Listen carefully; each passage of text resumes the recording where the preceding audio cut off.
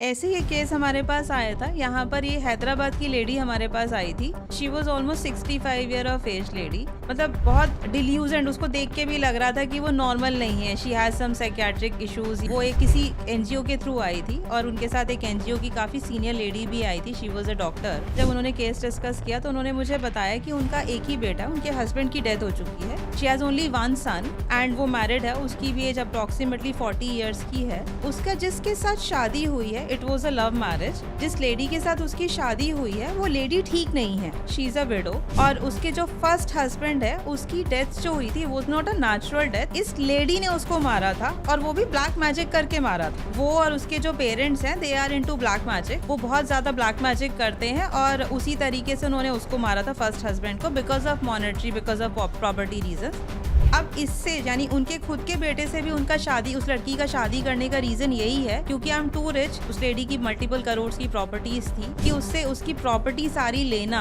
और वो उसको मार के प्रॉपर्टी सारी उससे ले लेंगे। अदरवाइज वो लेडी बिल्कुल अच्छी नहीं है, उसकी वाइफ। वो उसको, अपने हस्बैंड को खाना नहीं देती है, घर में उसको मारती है, उसको घर में बंद करके रखती है, उसे काम पे भी नहीं जाने देती। उसका एक अच्छा बिजनेस है बट वो बिजनेस पे जाने ही नहीं देती। जब वो बीमार होता है उसको दवाइयाँ ही नहीं दी जाती हैं। और वो मुझे फोन करके रात को, जब मेरा बेटा सो रहा होता है, मुझे गंदी गंदी गालियाँ देती है और मुझे बोलती है कि मैं तुम्हें और तुम्हारे बेटे दोनों को मार दूंगी, मैं सिर्फ तुम्हारे साथ प्रॉपर्टी के लिए हूँ। तो उसे प्रूफ चाहिए थे, ये उनका टास्क था। लेडी जिस तरीके से हमारे सामने रो रही थी, बात कर रही थी, तो मुझे भी लगा, एक आपको इमोशनल आ जाता है कि आजकल गर्ल्स पे आप भरोसा नहीं कर सकते, किसी पे भी नहीं कर सकते। मॉनेटरी रीजन की वजह से हो सकता है, मेल या फीमेल, कि उसने ऐसा किया हो। हमने केस लिया, हमने इन्वेस्टिगेशन स्टार्ट करी। तो हमने जब इन्वेस्टिगेशन करी, उन्हें इवन अपने बेटे का एड्रेस भी नहीं पता था कि वो रहता कहाँ है। शी सेड कि मेरी जो डॉटर इन लॉ है उसने मेरे बेटे को छुपा दिया, वो एड्रेस भी नहीं बता रही है कहाँ पर है। मुझे सिर्फ पेरेंट्स का एड्रेस पता है, उसके इन लॉज का, और दोनों के फोन नंबर्स हैं। तो हमने सबसे पहले उनका बेटा जहाँ रहता है उसका एड्रेस निकाला, जहाँ पर वो रहते हैं, जहाँ पर वो बिजनेस करते हैं, वो एड्रेसेस निकाले। और जब हमने इन्वेस्टिगेशन करी, we were shocked. They were a very good family